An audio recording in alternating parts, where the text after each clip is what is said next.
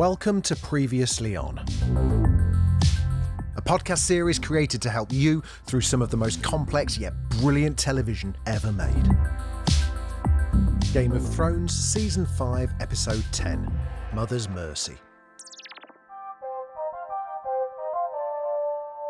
We begin at Stannis' camp, where the weather is much improved. Melisandre believes this was because of sacrificing Shireen, but her death has also appalled Stannis' troops, and nearly half of them have deserted in protest, shocking Melisandre. One of the remaining soldiers takes Stannis to a tree where Selyse, Stannis' wife, has hanged herself in grief. As Stannis looks at his wife's body, news arrives that Melisandre has left. Stannis is utterly alone, but still orders his men to press onwards to Winterfell. At Castle Black, Jon Snow reluctantly agrees to send Sam Gilly and her baby to Oldtown so that Sam can become a maester.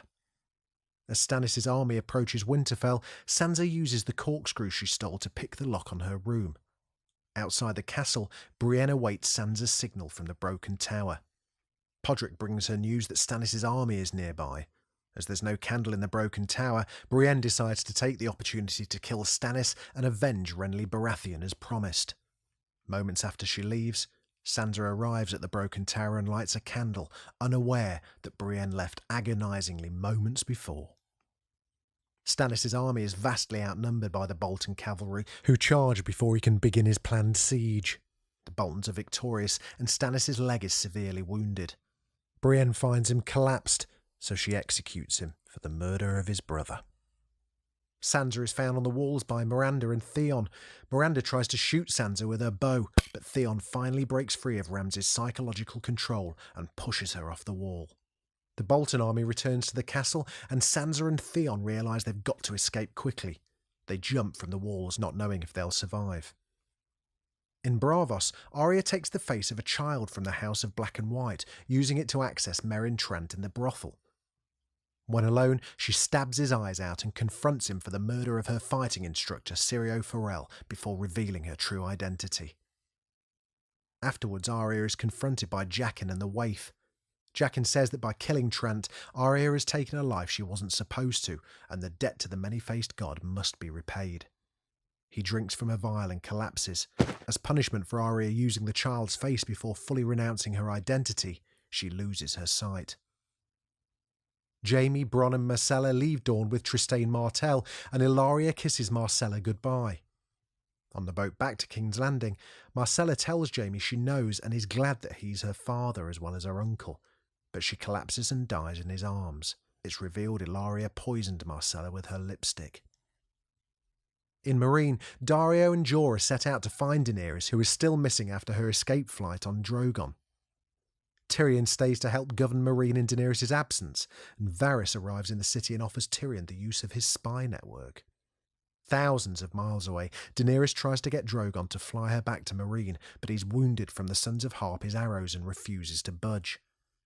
Daenerys goes in search of food and ends up surrounded by a group of Dothraki.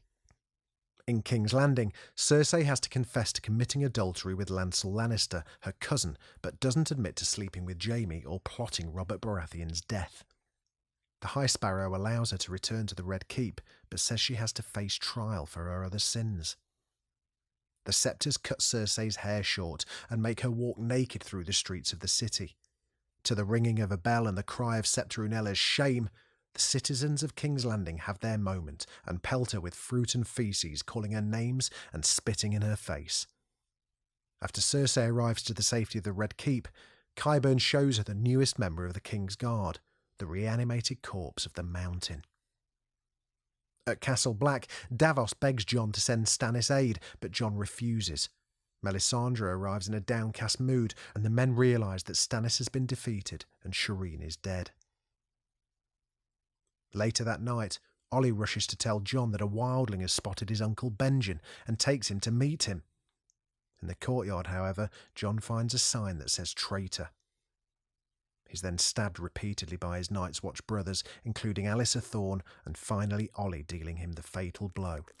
We end the season watching Jon Snow dying alone in the cold.